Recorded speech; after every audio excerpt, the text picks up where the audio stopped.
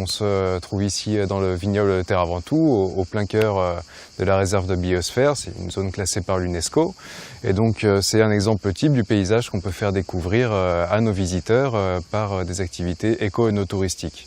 Alors le but de ces balades, c'est vraiment de faire découvrir notre terroir, donc ses produits, les gens qui y habitent. Donc on réalise des circuits toujours avec des moyens de locomotion dits propres, donc que ce soit à pied, en calèche, à vélo électrique, en Solex électrique. Et le long de ces balades, on va faire déguster notre vin là où il pousse. On va faire déguster les produits là où ils sont produits, donc toujours des dégustations in situ, à l'extérieur.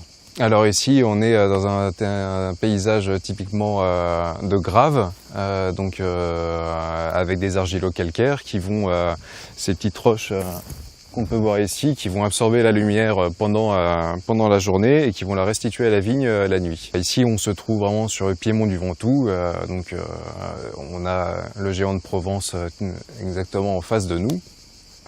Et pour le circuit du e-Solex, par exemple les Solex qu'on a sortis aujourd'hui, on va passer d'abord par le village de Flassan, village traditionnel, pour ensuite se diriger vers les ocres de Mormoiron. Alors là, on se trouve dans le village traditionnel de Flassan, c'est un lieu où on aime bien s'arrêter et emmener nos visiteurs, par exemple pendant la balade en vélo électrique ou en Solex électrique.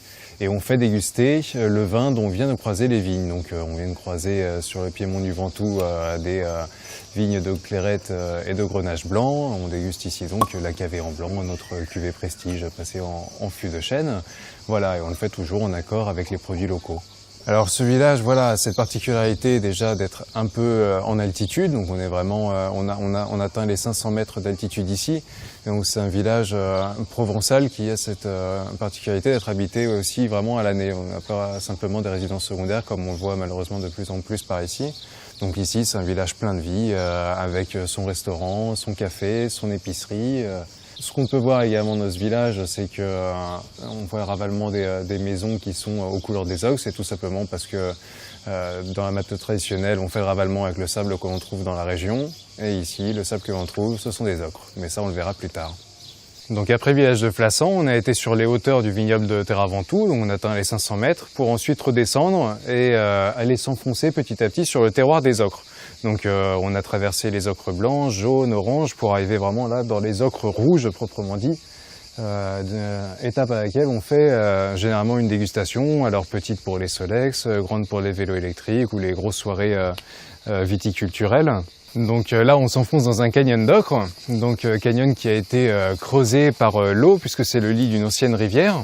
Une rivière qui a été asséchée dans les années 30 pour utiliser l'eau par rapport à l'irrigation pour les cultures de la région. Donc alors ici, dégustation, ça peut aller du simple toast tapenade à un banquet complet de charcuterie, de fromage du terroir, du Ventoux, toujours des producteurs locaux, des fruits de saison bien évidemment, on évolue au fil des saisons.